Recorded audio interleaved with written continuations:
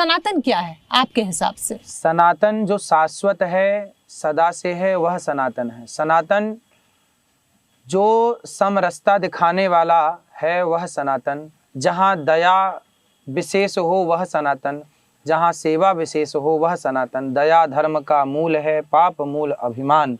जहाँ दया है वह सनातन है। हमारे सनातन में मूलता क्या है? सनातन की सुंदरता जानते हैं क्या है? केवल सनातन धर्म ही ऐसा है जहाँ नारी को भगवान के रूप में पूजा जाता है।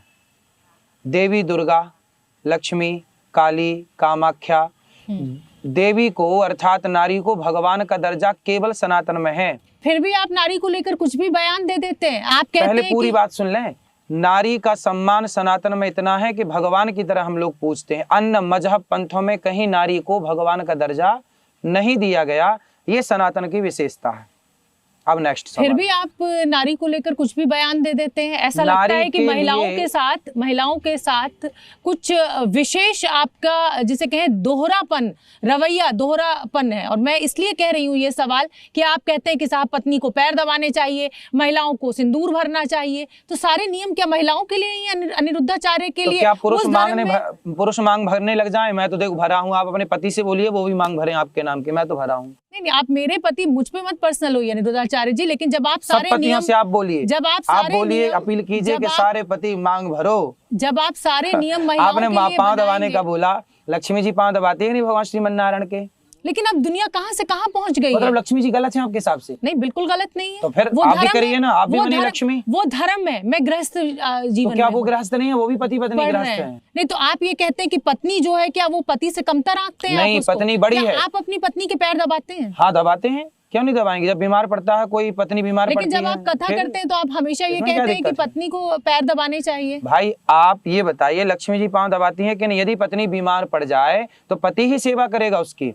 डिलीवरी के टाइम पे कोई ना हो किसी के घर में तो पति ना उसको पानी देता है, पति भोजन देता है, पति पांव दबाएगा, पति माथे पे तेल लगाएगा, मक्खी। आपको नहीं लगता महाराज कि जब आप इस तरह के बयान देते हैं, जब एक दूसरे के पूरक होते हैं, पति पत्नी में पूरक होते हैं? आप कहते हैं कि सनातन कमजोर हो रहा है, धर्म कमजोर हो रहा है। क्या आपको लगता है कि सनातन जो सदियों से चला आ रहा है, कई दशकों से चला आ रहा है, कई 100 सालों से चला आ रहा है, वो सनातन इतना कमजोर है कि चंद लोग कुछ भी बोलेंगे और वो सनातन? नहीं, सनातन कमजोर है ऐसा किसने बोला?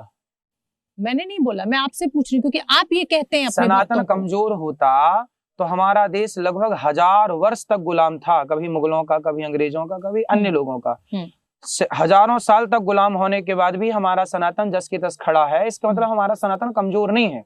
केवल ये कहा जा रहा है कि जो धर्मांतरण हो रहा है उसे रोकना चाहिए। यदि आपके शरीर में कोई घाव हो जाए, बीमारी हो जाए, तो आप उसे रोकेंगे, नहीं रोकेंगे तो बढ़ती चली जाएगी और आपको खत्म कर देगी। इसलिए हमारे देश में जो धर्मांतरण है वो रोकना चाहिए। उसके लिए हम सब सनातनी संत लोग आवाज उठाते रहते हैं। हमारा सनातन कमजोर नहीं है। ठीक है, आप कहते हैं कि धर्मांतरण को रोकना चाहिए, लेकिन जब मुस्लिम समाज से कोई व्यक्ति घर वापसी करना चाहता है तो आपका रवैया कुछ और होता है, आप कुछ और कहते हैं। घर वापसी देखो, जो मुसलमान हैं वर्षों से, मतलब बहुत टाइम से, अब वो मुसलमानों को खुद पता नहीं कि हम क्या थे पहले, हमारे पूर्वज क्या थे।